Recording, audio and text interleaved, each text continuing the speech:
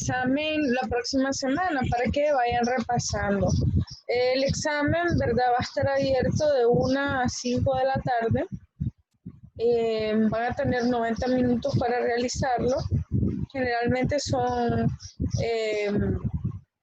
selección múltiple, también en pareja, emparejamiento, y también tenemos verdadero y falso. Pienso que 90 minutos es suficiente para la realización de este examen. El día de hoy vamos a ver una conferencia que viene para el próximo parcial, no es para este. Además van a tener una asignación para realizar el día de hoy, ya que la conferencia pues no va a durar las 4 horas porque es demasiado saldo, demasiado internet, pero sí van a completar el tiempo restante con una asignación que les voy a explicar al final de la conferencia. Comprendo de que no es exigido, ¿cómo les digo?, la asistencia a las clases virtuales, porque pues como yo grabo los videos, después los tienen a disposición en YouTube. Sin embargo, conectarse cuando yo estoy dando la clase les ayuda a hacer preguntas si en algún momento tienen dudas respecto a la clase. Entonces, los invito, ¿verdad? Porque en múltiples ocasiones hemos hecho algún tipo de discusión y veo que pueden poner el chat o pueden activar el micrófono. Entonces, si tienen alguna consulta o duda, los invito a hacerlo, no tengan pena, para que así podamos hacer la clase un poco más enriquecedora. El día de hoy vamos a ver lo que es el metabolismo de los nucleótidos. Voy a hacer algunas preguntas de control respecto a los mismos. Recordemos que nucleótidos y ácidos nucleicos es un tema que viene a examen. Así que, pues, algunos conceptos deberían tener o manejar ya a la fecha. Entonces, quiero ver con Kathleen que me diga qué es un nucleótido y cuál es su importancia.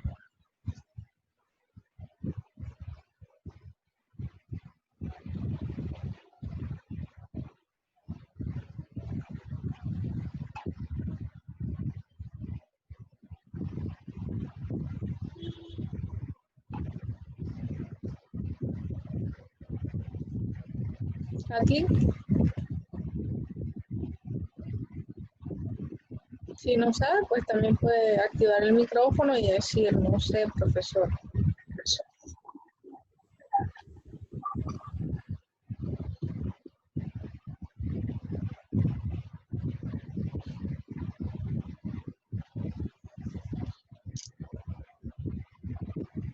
Dice Kathleen que es un compuesto orgánico. Un poquito más de información. Sí, es químico y es orgánico. Orgánico quiere decir que se puede descomponer, ¿verdad? Como pasa con los lípidos, como pasa con las proteínas, como pasa con los carbohidratos, que también son químicos orgánicos.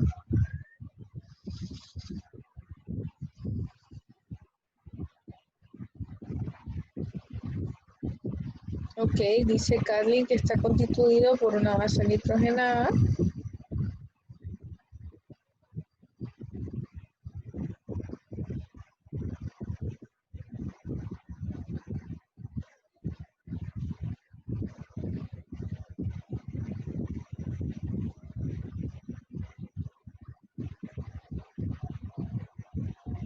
Un azúcar y una molécula de ácido fosfórico. Excelente, Kathleen. Esa es la estructura general de lo que es un nucleótido. Estudiamos en la clase pasada, ¿verdad?, que existen varios tipos de nucleótidos en base a los tipos de bases nitrogenadas que lo conforman. Las bases nitrogenadas tienen su clasificación. Tal vez Lisa nos lo puede recordar. ¿Cuál es la clasificación de las bases nitrogenadas?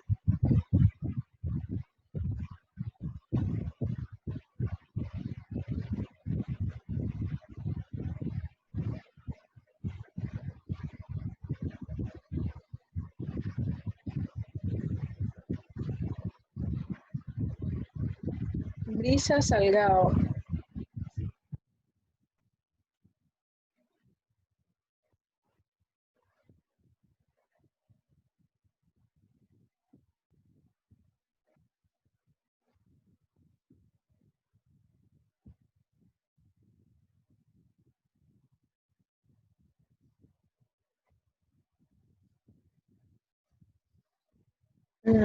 Ligda. Esta brisa dice que están las bases pirimidínicas y el otro grupo son las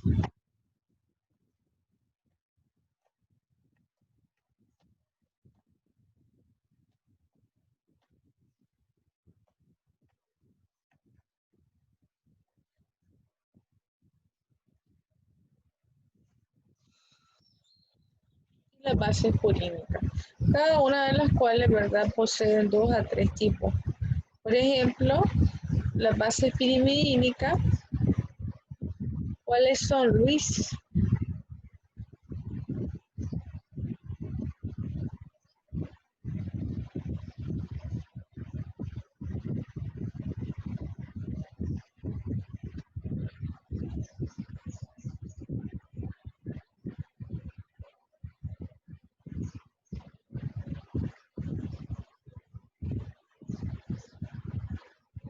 Dice Luis que son la timina,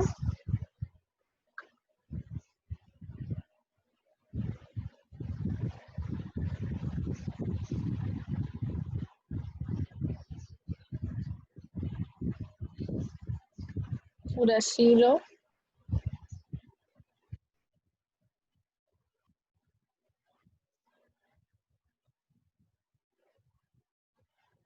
¿quién más? Te falta una.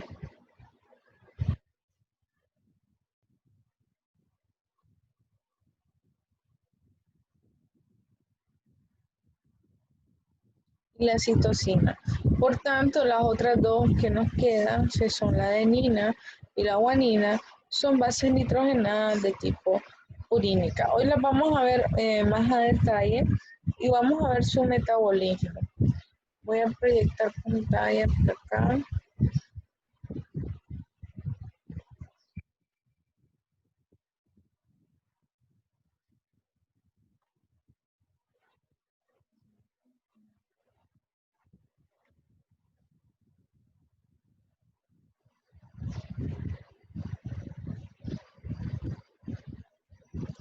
Entonces ya sabemos que es un nucleótido, una base nitrogenada que lo compone. Los ácidos nucleicos son de dos tipos, el ADN y el ARN, que tienen ciertas diferencias entre sí. A ver, Liga, ahora sí, cuénteme algunas dos diferencias que existen entre el ácido desoxirribonucleico y entre el ácido ribonucleico.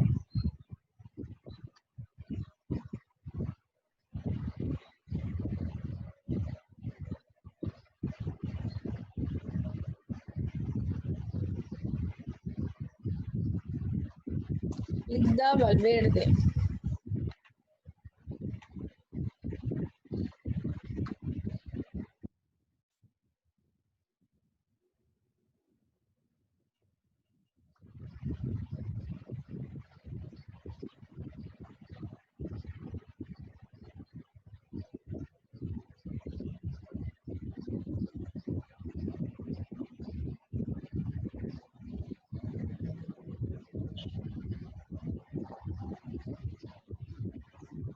No, o sea, los ácidos nucleicos son dos, el ADN y el ARN.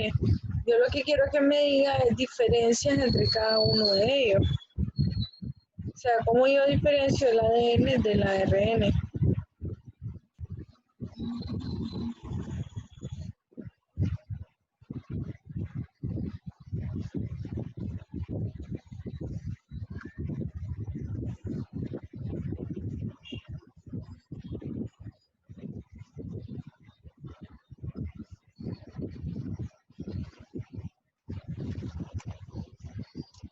Dice Luisito,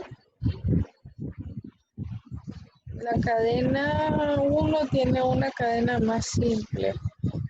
Me imagino que se debe referir a que el ARN tiene una cadena más corta y además es única.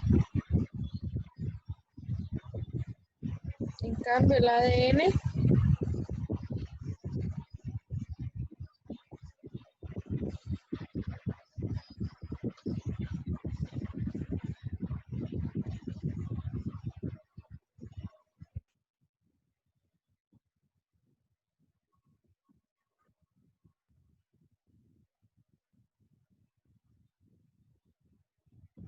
bueno, el ADN tiene una doble cadena helicoidal, como dice Kathleen. Esa es una importante diferencia. Solo díganme una más y yo soy feliz. Aunque hay varias, hay un cuadro comparativo. Dice Luis que la base es nitrogenada. Ajá. En el ARN, bueno, la brisa dice que además de la base nitrogenada, tiene que ver la pentosa. Inglis, bueno, ambas tienen base polinica. Eso es una similitud. La diferencia está entre las bases pirimidínicas que tienen una y la otra. Pero sí, como dice Brisa, ambas tienen distintas pentosas dentro de su estructura de los nucleótidos. En el ADN solamente vamos a tener desoxirribosas y en el ARN vamos a tener ribosas. Bueno, eso con respecto, ¿verdad?, a la diferencia. Okay. El ADN tiene una estructura secundaria de doble hélice y el ARN no. Muy bien, número 642935. Katiuska, gracias. Entonces, también recordemos que el ARN, además de que sea una molécula más pequeña, tiene distintas funciones a la del ADN que están ligadas o asociadas con la síntesis de proteínas. Es por eso que tenemos diversos tipos de ARN. Tenemos ARN mensajero, tenemos ARN de transferencia, tenemos ARN ribosomal, cada uno de los cuales cumplen distintas funciones dentro de lo que es la síntesis de proteínas. Pero bueno, hoy vamos a estudiar el metabolismo de los nucleótidos. Para saber qué es metabolismo, tenemos que saber o entender algunos conceptos, como por ejemplo síntesis. A ver, Katiuska, con sus propias palabras, díganme para usted qué es una síntesis en términos químicos.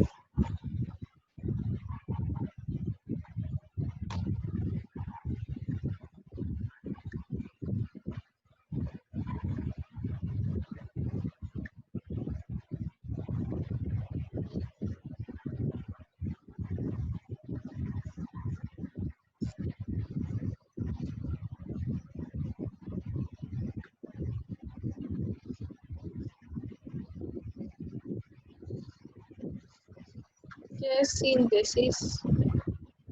¿Qué es catabolismo?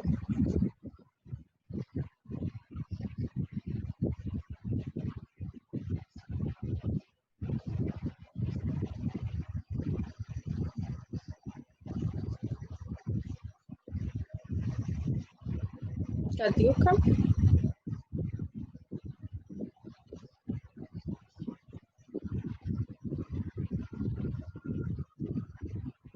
Bueno, si me volvés a decir sintetizar, pues no es como una muy buena explicación.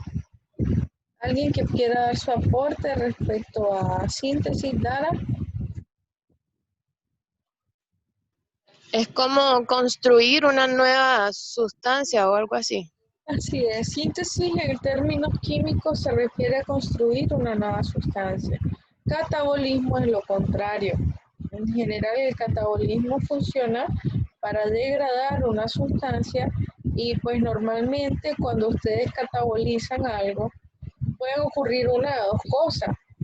O reutilizamos todo lo que degradamos, todas las piececitas las volvemos a unir para formar, por otro lado, otra nueva estructura, o esas piececitas pequeñas se transforman en una sustancia que pueda ser eliminada del cuerpo. ¿Cuáles son las vías de eliminación químicas en nuestro cuerpo? Bueno, está la orina, están las heces, la saliva, el sudor, pero pues principalmente la orina, como es el caso que vamos a ver ahorita en los nucleótidos.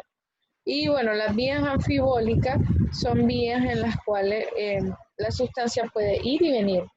Es decir, que tenemos enzimas que pueden hacer que las sustancias pasen hacia síntesis o hacia degradación. Entonces, anfibólico quiere decir en ambos sentidos, en el sentido de la síntesis o anabolismo, también conocido como anabolismo, o en el sentido del catabolismo o degradación.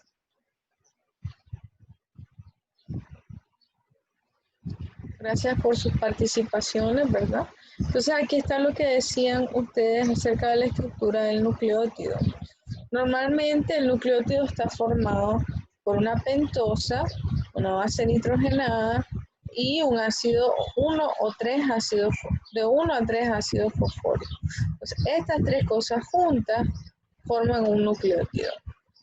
Normalmente, antes de formar el nucleótido, existe algo llamado nucleócido. El nucleócido está formado únicamente por una pentosa y una base nitrogenada, a la cual le agregamos el ácido fosfórico y pues eso es lo que construye mi nucleótido.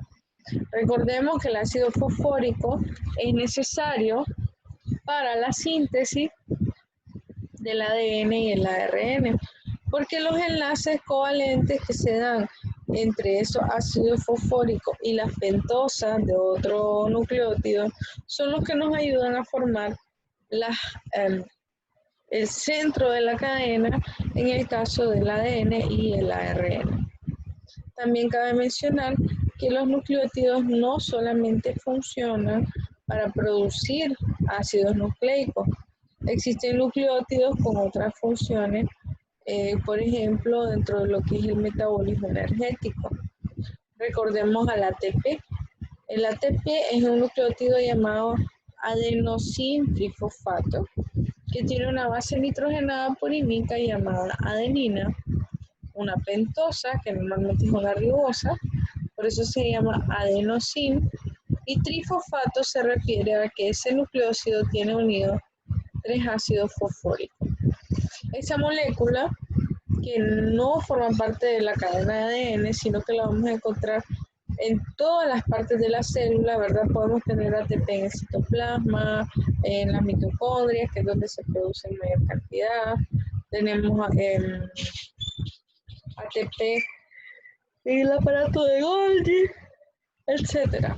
Entonces, él tiene la característica que, debido a su estructura química y a sus 3 ácidos fosfóricos, cuando se rompen los enlaces con esos enlaces fosfóricos, se libera energía, se produce energía libre, que es utilizada por otras reacciones químicas llamadas endergónicas, que generalmente les hace falta energía y entonces utilizan esa energía de la hidrólisis del ATP para poder funcionar.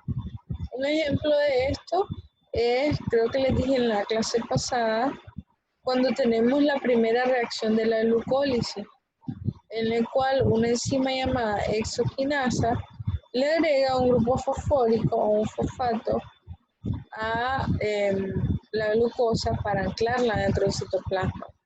Entonces, esa fosforilación, sin la energía liberada por el ATP, no podría ocurrir en condiciones normales. Entonces, el ATP se le llama también moneda química. ¿Por qué? Porque tiene un valor importante. Cuando vos compras algo, cuando vos adquirís algo nuevo, vos normalmente lo haces usando una moneda. Lo mismo pasa en la química celular, en donde la moneda es el ATP y este se va a invertir cuando nosotros tratamos de construir o degradar una molécula. Como ya dijeron ustedes, tenemos las bases nitrogenadas, purínicas y pirimidínicas. Dentro de las purínicas están la adenina y la guanina, y en las pirimidínicas están la citosina, timina y uracilo. Hoy vamos a ver cómo se sintetizan y cómo se degradan. Acá tenemos su estructura química, ¿verdad? Como pueden ver, las bases purínicas se están conformadas por un anillo doble que está cargado de nitrógeno. Tiene carbono, pero está cargado de nitrógeno. Y se diferencian entre sí debido a la cadena R que está por acá arriba, ¿verdad? Acá tenemos un carbono con un grupo nitrógeno extra, o un grupo amonio extra, perdón, que es la adenina. En cambio, la guanina, el carbono hace un doble enlace con el oxígeno y el amonio se ubica por otro lado, ¿verdad? Este está aquí, en cambio en la guanina está aquí y tenemos un doble enlace de oxígeno en esta cadena. Y mis pirimidinas tienen una estructura distinta, son solamente un grupo o un anillo nitrogenado que igualmente difiere en sus grupos radicales o radicales C1, que están en el carbono 1, y entonces eso ayuda un poco a hacer la diferencia entre una pirimidina y otra. Obviamente esta estructura química no es tan distinta entre sí, entonces las purinas y las pirimidinas tienen precursores en común, de los cuales vamos a hablar más adelante. Existen además, como les había mencionado en la clase anterior, otras bases nitrogenadas. Además de la purina y la pirimidina, tenemos como intermediarios que se producen cuando, por ejemplo, degradamos a la base purínica. Entonces, de la degradación de las purinas podemos encontrar la hipoxantina, la xantina y el ácido úrico. Normalmente estas dos amiguitas se van a degradar hacia estas otras dos y por último van a producir una sustancia llamada ácido úrico. ¿Alguno de ustedes alguna vez ha oído hablar del ácido úrico?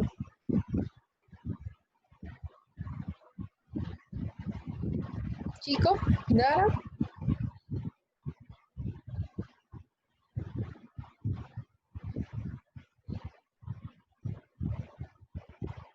Sí, doctora. ¿Qué ha oído hablar del ácido úrico? Creo que mi papá siempre como que tiene problemas con eso, no sé. Pero es una sustancia que es excretada por la orina, ¿no? Perdón, ¿verdad? Así es una sustancia que es excretada por la orina. Bueno, más adelante les voy a hablar de dónde viene el ácido úrico. Por ahora, pues sabemos que viene de la degradación o catabolismo de las purinas. Bueno, las pirimidinas, debido a su distinta estructura química, van a producir otras sustancias de degradación, en este caso el ácido orótico. Pero este rara vez se acumula como lo hace el ácido úrico, y pues no vamos a oír mucho de esta enfermedad. También existen otras bases nitrogenadas en otras sustancias alimenticias, como por ejemplo en el té tenemos la base nitrogenada llamada teofilina. El café produce o tiene cafeína, que también, ¿verdad?, nos sirve o no nos sirve, sino que tiene una estructura similar a las bases purínicas. Y el cacao posee algo llamado teobromina. Ahora, les decía que los nucleótidos podían tener 1, 2 o 3 ácidos fosfóricos. Espérenme, que se me poseyó la computadora. Uy.